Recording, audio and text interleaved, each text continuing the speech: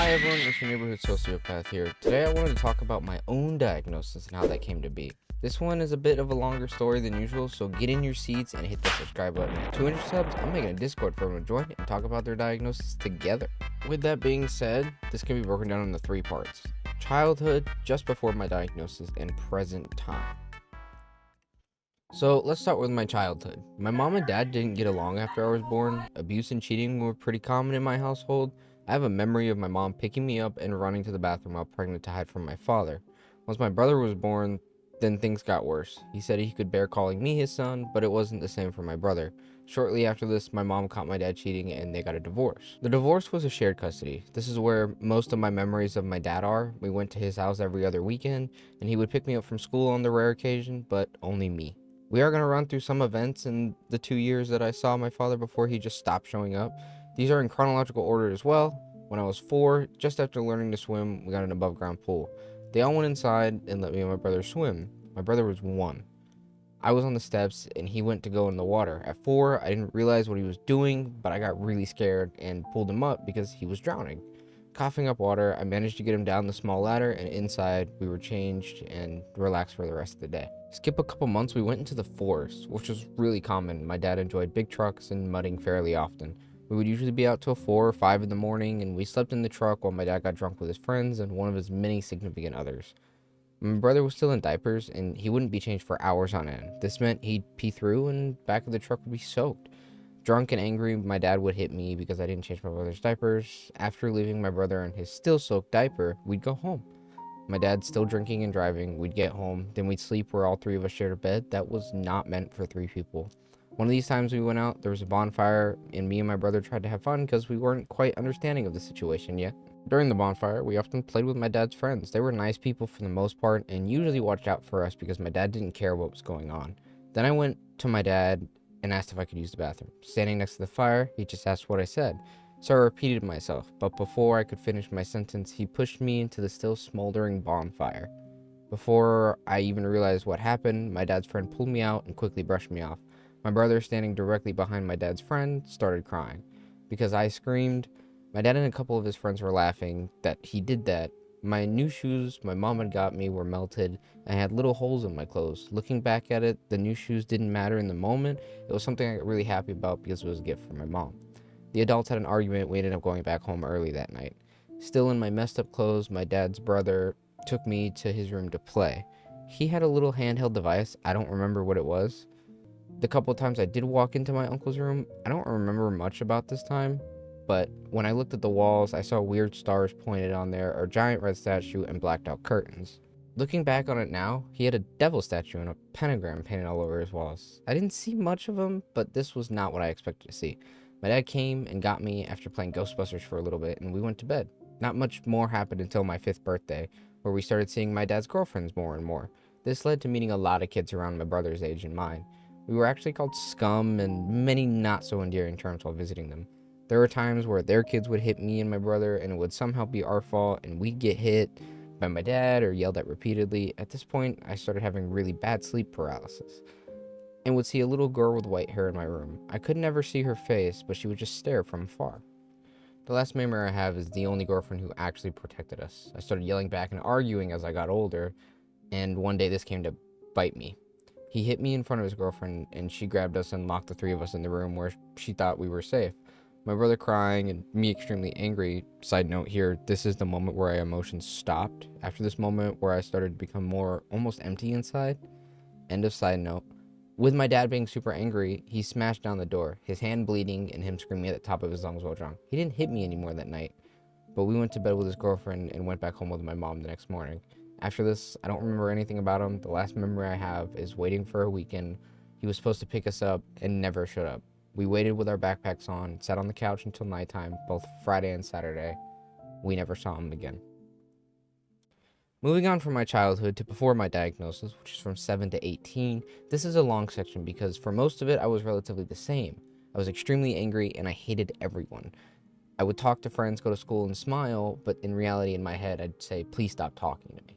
I was extremely smart and I had all A's or B's every term. When I was home, I argued and even threatened to run away in 4th grade, but I wouldn't go without my brother and I couldn't convince him to go through, so it never happened. This was unwarranted, but I just couldn't control my anger. This was pretty much my entire elementary school. I go to school, put on a mask, then go home, be angry, and repeat. I just played video games, and if I didn't get exactly what I wanted, I'd lose control or I'd freak. I'd cry to my mom's brother because he had a soft spot for me, and I usually got what I wanted.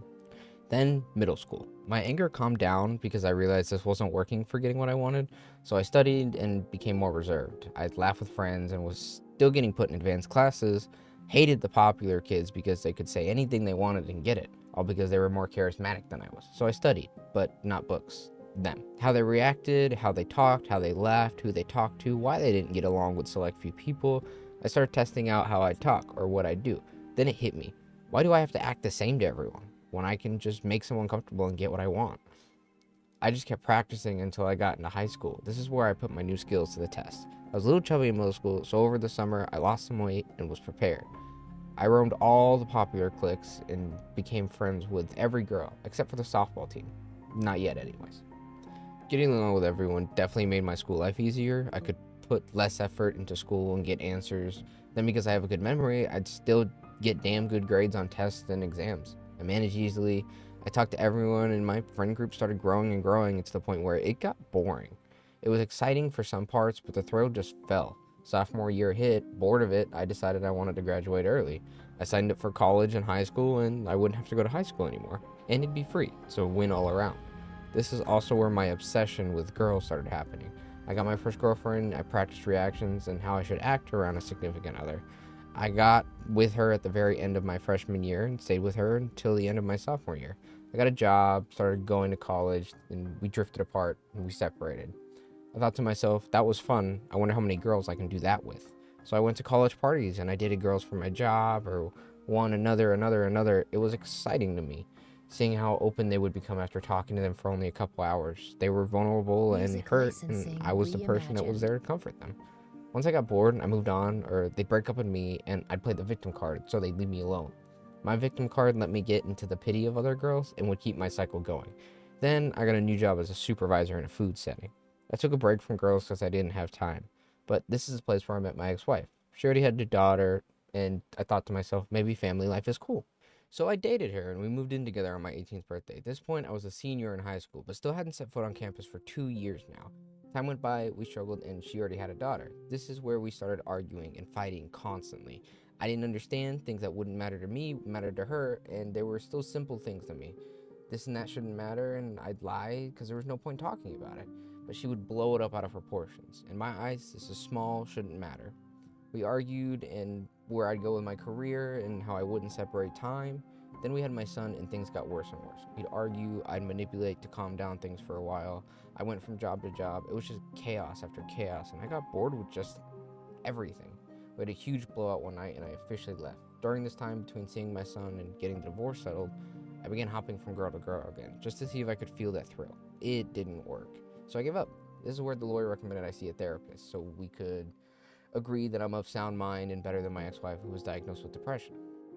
Now we're gonna get on to my diagnosis. I scheduled an appointment, I told her my story, and it was a 3-hour session. She said that's triple her usual length, but I fascinated her.